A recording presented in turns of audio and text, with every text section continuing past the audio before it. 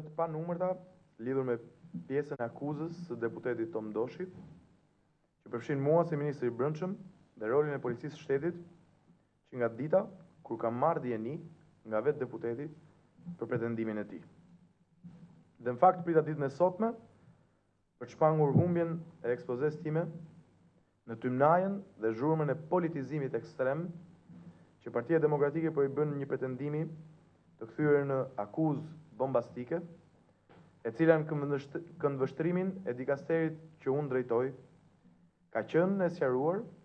ashtu siç i është komunikuar prej kohësh deputetit akuzues. Renditja e fakteve në mënyrë kronologjike, për cilat jam vënë dieni dhe jam në dieni, është si më poshtë. Në datën 6 shtator 2014, me kërkesë të kryeministrit, jam takuar dhe kam dëgjuar deputetin Tom Doshi. Takimi është zhvilluar në Durrës,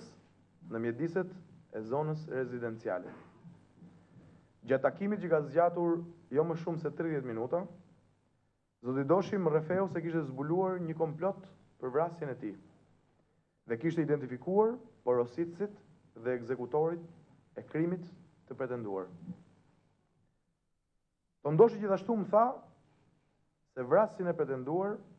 e kishte në ato momente në shtëpinë e tij, në plazhin e Durrësit, të cilin më kërkoi edhe ta takoja. Gjatë këtij takimi, zoti Doshi deklaroi se personi që kishte marrë përsipër ekzekutimin e tij ishte një shtetas nga Fushkruja, i cili kishte marrë porosi nga një shtetas tjetër me emrin Fatjon Skënderi, ish shofer i kryetarit Partisë Republikane Fatmir Mediu. Tom Doshi deklaroi po në atë takim se në datë 1 shtator 2014, pra 5 ditë para takimit me mua në prezencë të kryeministrit, këtij shtetasi, pra Fatjon Skënderit, ishte bërë atentat për ta vrarë në hyrje të autostradës Tiranë-Durrës, ngjarje pa pasoja, po për cilat policia e shtetit kishte filluar hetimet që në momentin që u bë me dije. Gjithnjë sipas tij, Tom Doshi më tregoi gjithashtu se në rrugë private kishte zbuluar që në mjediset e lokal Viva, në zonën e bllokut në Tiranë, i shoferi Fatmir Mediut, së bashku me Agron Kuliçin, ishte nëndrejtor i policisë së shtetit, Agim Ramën, kunat i ish kryeministrit Berisha, Eugen Becin, drejtues i prokurorisë për krimet e rënda, shtetasin Ymer Lala dhe një shtetas me emrin Ylli, që sipas verifikimeve bëhet fjalë për shtetasin Ylli Xhaxhollari, pronar i vet lokalit, kishin organizuar vrasjen e deputetit Tom Doshi. Zoti Doshi këmbguli gjithashtu se edhe vetë prokurori përgjithshëm, Adriatik Llalla, ishte i përfshirë në këtë komplot nëpërmjet Eugen Becit. Sepse sipas vetë zotit Doshi, dhënat që deputeti i kishte dhënë konfidencialisht pak kohë më parë zotit Llalla, i kishin marrë vesh po këta persona, pra organizatorët që sipas zotit Doshi kishin organizuar vrasjen dhe këto i kishin marrë vesh nëpërmjet vetë prokurorit përgjithshëm. Pra sipas deputetit Tom Doshi, vetë prokurori përgjithshëm kishte treguar te organizatorët, porositësit dhe vrasësit se zoti Doshi kishte zbuluar komplotin e tyre ndaj jetës së deputetit. Në përmbledhje të fakteve paraprake, Tom Doshi mu shpreh thellësisht i bindur se vrasjen e tij, ky grup kriminal, ku sipas tij ishin përfshirë nga Agim Rama e Agron Kuliçi, te shoferi Fatmir Mediut dhe drejtuesi i prokurorisë së krimeve të rënda Eugen Beci, e kërkonte për llogaritë Sali Berishës,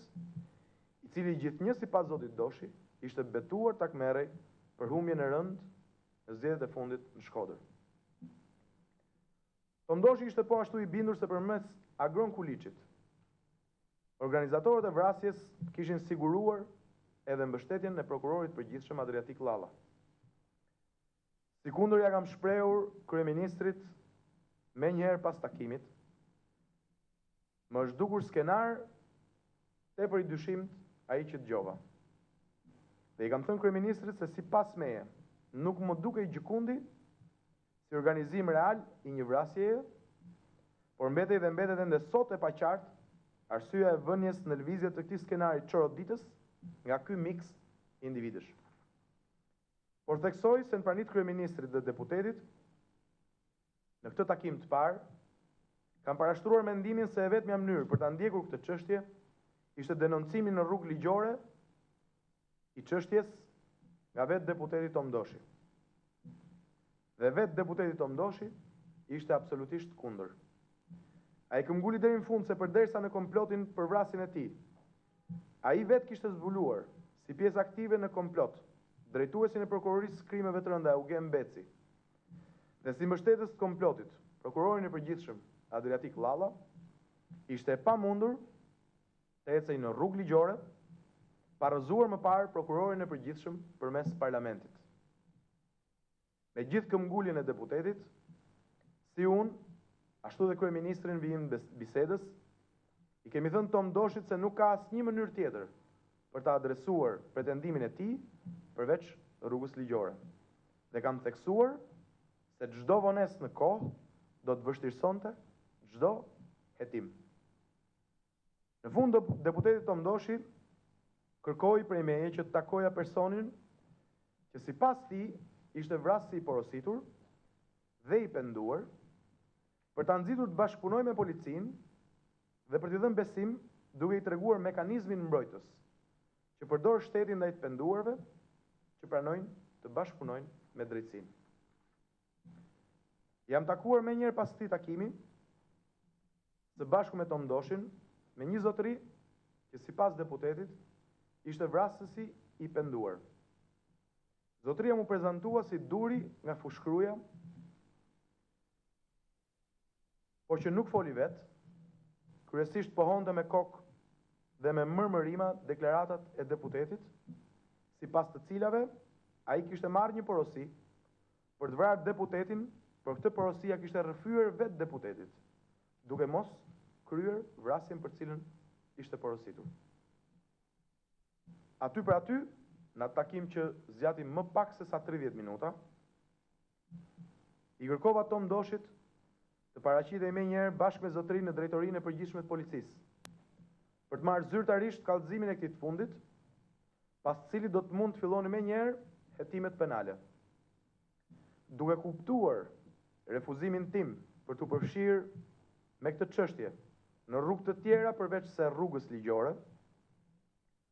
zoti Doshi pranoi më së fundi të paraqitej me zotërinë, por jo në drejtorinë e policisë, por vetëm në zyrën e ministrit. Dhe fillimisht, pa prezencën e oficerëve të policisë së shtetit, që duhet merrin deponimin dhe kallëzimin zyrtar për të filluar hetimin penal dhe zbardhjen e plotë të kësaj çështje. Por as ky takim, që unë e pranova për ta futur çështjen në rrugën ligjore dhe institucionale, nuk u zhvillua për refuzim të vetë Tom Doshit dhe sipas tij, për shkak se personi prezantuar si vrasësi i porositur kishte mosbesim. Ndërkohë, në po të njëjtën ditë, me të arritur në Tiranë, kam thirrur drejtorin e përgjithshëm të policisë shtetit dhe drejtuesit më të lartë saj për të filluar hetimet paraprake dhe veprimet hetimore paraprake me iniciativë të vetë policisë, pavarësisht refuzimit të deputetit për bashkëpunimin me institucionet ligjzbatuese. Më pas, ka marrë takim me kryetarin e kuvendit, kryeministrin dhe pas tyre me prokurorin e përgjithshëm. Ky i fundit ishte në dieni të deklarimeve të Tom Doshit, pas një takimi të mëparshëm ndërmjet vetë të dyve. E informova për gjithçka u vura ndjeni nga deputeti, si dhe për pretendimin e këtij të fundit për të mos filluar hetim penal, sepse vetë prokurori i përgjithshëm dhe prokurori i krimeve të rënda, nëpërmjet tij, ishin të përfshirë në këtë ngjarje. Prokurori i përgjithshëm, i cili siç e thash, kishte marrë dieni më parë nga vetë Tom Doshi, u shpreh shumë i gatshëm për ta hetuar penalisht këtë çështje, në rast se do të kishim një deponim ose kallëzim, ose edhe në rast se nga mbledhja me iniciativë e dënave paraprake nga policia e shtetit, do të rezultonte në një dhënë me vlerë për të nisur një procedim penal. Pas bisedës me prokurorin e përgjithshëm dhe drejtorin e përgjithshëm të Policisë së Shtetit, kam rithirur dhe nxitur përsëri deputetin Tom Doshi për të paraqitur kallëzim dhe të dhëna shtesë, ose deponim nga shtetasi i sipërpërmendur, duke siguruar edhe një herë deputetin se ishim tërësisht të gatshëm t'i ofronim shtetasit statusin e dëshmitarit mbrojtur së bashku me të gjitha garancitë që ligji parasheh për këtë kategori. Por përsëri dhe vazhdimisht më tutje, nga Tom Doshi kam marrë refuzim për ta kanalizuar shqetësimin e tij në rrugë ligjore. Duhet të nënvizoj këtu se gjithsesi, që nga momenti që jam vënë ndjeni, Policia e Shtetit ka konsideruar me kujdes maksimal pretendimet e deputetit, pavarësisht se nuk dispononim asnjë të dhënë të vetme, asnjë fakt dhe asnjë provë të vetme, dhe për më tepër refuzim dhe asnjë kallëzim apo deponim nga deputeti apo shtetasi i përmendur. Në këtë kuadër, si dhe duke pasur në konsiderat hetimin për çështjen penale lidhur me ngjarjen e ndodhur në 1 shtator ndaj shtetasit Fatjon Skënderi, i deklaruar nga Tom Doshi si ndërmjetës i grupit organizator dhe vrasit të penduar, është bërë shoqërimin polici i shtetasit Fatjon Skënderi jo një herë, por disa herë me radhë. Është marrë në pyetje, i është bërë kontroll në të dy banesat, si dhe janë sekuestruar pamjet filmike të mjediseve të njërës prej banesave të tij. I është kthyer po ashtu automjeti dhe të gjitha sendet personale, si dhe janë kryer një seri veprimesh të tjera hetimore në kuadër të zbardhjes së ngjarjes së ndodhur në datë 1 shtator, duke parë me inësi çdo detaj dhe rrethan për më tepër në dritën e pretendimeve të deputetit Tom Doshi të lidhjes së kësaj ngjarje me vrasjen e pretenduar. Janë marrë deklarime nga zoti Skënderi, nga zoti Xhaxhollari, si dhe janë pyetur shtetasit Gjoni Skënderi, Rezart Skënderi, Eraldo Miftari dhe Arben Manaj, cilët nuk kanë dhënë asnjë fakt apo të dhënë me vlerë për hetimet që policia nisi kryesisht në mungesë të një deponimi dhe një kallëzimi nga deputeti dhe personi i pretenduar si vrasës. Në kuadër të këtij hetimi penal, tashmë i lidhur edhe me pretendimet e Tom Doshit, është bërë shoqërimi i shtetasit Durim Bami, si shtetas që kishte dieni dhe mund të zbardhte rrethanat të caktuara lidhur me ngjarjen e datës 1 shtator, e cila tashmë për policinë shërbente njëkohësisht dhe për të lumtuar më tej versionin e servitur nga deputeti. Gjithashtu, së bashku me vendimin e prokurorit, janë kryer një seri veprimesh tjera hetimore të shtrira në kohë, vëzhgim, përgjim, mbledhje të dhënash dhe kthyrjesh materialesh filmike të kamerave të ndryshme të sekuestruara nga policia, nga të cilat nuk është mbledhur dot asnjë e dhënë vetme me vlerë për të zbardhur pretendimin e deputetit Tom Doshi. Disa ditë më pas, në një takim të dytë me Tom Doshin, më deklaroi se vetë vrasësi i kishte deklaruar se një tentativë konkrete për ta vrarë ishte konsumuar dhe ishte dështuar nga vetë ata që ishin paguar për ta vrarë. Sipas asaj që vrasësi i paguar i deputetit i kishte thënë atij dhe pastaj vetë Tom Doshi ma deklaroi mua, rreth datës 21 qershor, zoti Doshi i kishin vendosur eksploziv në afërsitë makinës tij. Eksplozivi ishte vendosur në një motociklet për transport picash dhe do të shpërthente kur Tom Doshi shkonte tek makina. Faktikisht, deputeti Doshi më ka deklaruar në 2 herë të ndryshme, 2 arsye të ndryshme, mbi motivet pse ky akt terrorist i përgatitur ndaj tij nuk ishte kryer. Njëherë sepse sipas tij vrasësit ishin bërë pishman, dhe njëherë tjetër sepse vetë deputeti nuk ishte dashur të hipte në makinë, por kishte ecur në këmbë. Në këtë kuadër, në kuadër të ecurisë së hetimeve për një tjetër ngjarje kriminale, policia e shtetit sekuestroi menjëherë pamjet filmike të një banke eksaktësisht në vendodhjen e deklaruar nga deputeti Tom Doshi, duke marrë dhe pamjet filmike nga data 19 deri 26 qershor 2014, pra brenda spektrit kohor të datës 21 qershor, që u tregua si data që do të kryej vrasja nga vetë deputeti Doshi. Nga pamjet filmike nuk rezulton të jetë e vërtet, pra të ketë ndodhur asgjë nga ato që deklaron deputeti Tom Doshi. Asnjë prej pretendimeve nuk rezultoi të bazohej në faktet e mbledhura nga policia, motorri i picave përfshirë. Ju informoj dhe duhet ju bëj me dije ju dhe publikun se dhënat që përmenda më sipër mbi veprimtarinë hetimore të policisë, në mungesë të plotë të një kallëzimi apo deponimi dhe refuzimit për ta bërë këtë, janë të dokumentuara dhe të administruara në fashikujt të përkatës hetimor. Më pas, saktësisht në datë 14 shtator, Tom Doshi kërkon të cilë tek unë dëshmitarin e tij, pra vrasësin e pretenduar, por duke këmbgulur në kushtet e mëparshme. Jo në polici, jo me oficer të policisë, por vetëm në zyrën e ministrit të punëve të brendshme. E kam pritur në zyrën time, së bashku me drejtorin e përgjithshëm të policisë, zotin Artan Didi, me drejtorin e krimeve të rënda dhe me drejtorin e Tiranës. Tom Doshi refuzoi menjëherë të zhvilloj takim me këta persona dhe këmbguli që vetëm të dëgjohet versioni i vrasit pretenduar, pa kryer asnjë veprim procedurial. Kam këmbgulur dhe pastaj kështu kam bërë, duke marrë edhe drejtorin e përgjithshëm të policisë shtetit në zyrë, bashkë me deputetin dhe shtetasin tjetër, në përpjekjen time dhe të drejtorit përgjithshëm të policisë, për t'i bindur që të pranonin në rrugën ligjore të ndjekjes së çështjes. Ndërsa drejtori i krimeve të rënda në policinë e shtetit dhe drejtori i Tiranës kanë pritur në mjediset e Ministrisë Brendshme për qenë të gatshëm për fillimin e procedurave hetimore në rrugë ligjore, në rast se Tom Doshi dhe zotëria tjetër do të pranonin të kallëzonin ose të depononin. Kjo sepse as ministri i punëve të brendshme dhe as drejtori i përgjithshëm i policisë së shtetit nuk kanë dhe nuk mund të ushtrojnë asnjë kompetencë të oficerit të policisë gjyqësore. Takimi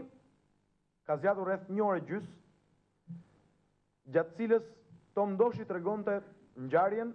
ndërsa vrasi i pretenduar përgjithsisht pohonte fjalët e deputetit ose shprehej se nuk donte të deklaronte gjë. Sipas atyre që ky i fundit deklaroi, zoti Fation Skënderi i kishte dhënë atij një shumë parash për të vrarë zotin Doshi dhe shumën tjetër do ja jepte më vonë. Madje tha se kishte kërkuar më shumë para për ta hequr qafe Tom Doshin, citoj, dhe se kërkesën për të shtuar shumën e parave, zoti Fation Skënderi e kishte konsultuar aty për aty me zotin Agim Rama, në prezencë të Agron Kuliçit dhe Eugen Becit, që gjendeshin tek një tavolinë tjetër e lokalit Viva në zonën e bllokut, ku sipas zotit Doshi mblidheshin organizatorët e vrasjes së tij. Sipas tij, i ishin premtuar 200.000 euro, por ky kërkonte një shumë prej 500.000 euro dhe gjithnjë sipas tij, tavolina tjetër kur gjendeshin personat që u thash më sipër, e kishte miratuar kërkesën për rritjen e çmimit. Gjatë këtij rrëfimi, në zyrën e ministrit të brendshëm, është edhe momenti i parë kur del emri i kryetarit të kuvendit, zotit Ilir Meta. Tom Doshi kërkoi në formë nxitse vrasit pretenduar të thotë diçka lidhur me dikë që zotëria thotë se sipas tij kishte dieni se porositësi ishte Ilir Meta. Pas shumë pyetjesh,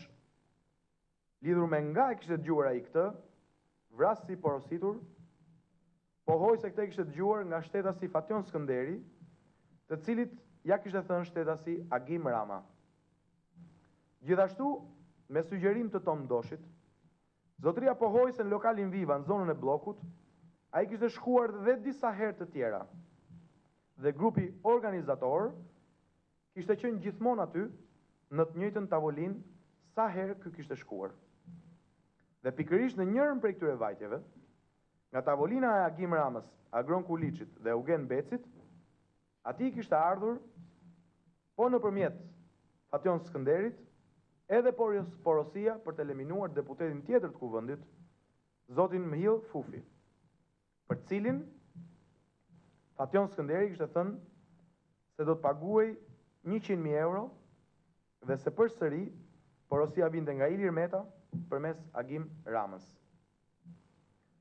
Nga drejtori i përgjithshëm i policisë së shtetit i është ofruar së bashku me një shpjegim të hollësishëm të mekanizmit, mbrojtja e posaçme dhe statusi i dëshmitarit të mbrojtur, por zotëria është shfaqur kategorik në refuzimin e tij. Madje ka pohuar më shumë se sa një herë që nuk donte fare të ngatrohej me këtë punë, dhe kishte ardhur vetëm sepse deputeti kishte këmbgulur të bënte një takim me mua në cilësinë e ministrit të Brendshëm. Gjatë këtij takimi i është kërkuar disa herë vrasit të pretenduar të jap qoftë dhe një fakt të vetëm për të provuar thënjet, qoftë edhe motorin